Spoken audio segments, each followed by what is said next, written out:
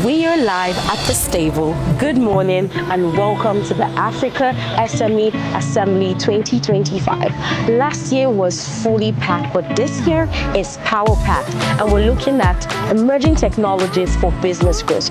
We hope that you're here today and you will have fun.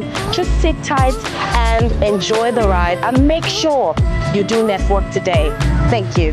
The first way to approach technology before you even put a cover to it is to test run what the kind of technology your business will need.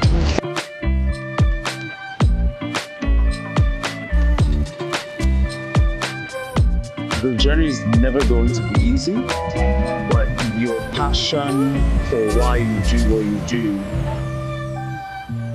The world needs to hear your story.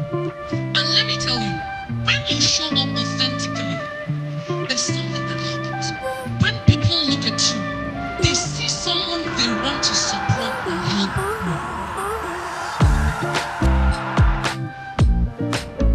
So let's go. When you talk about digital payments, you want to have digital presence. You get a lot about it has to be healthy, right? So if you're not selling online, whether it's WhatsApp, Instagram, Facebook, you don't have a website, you need to build one.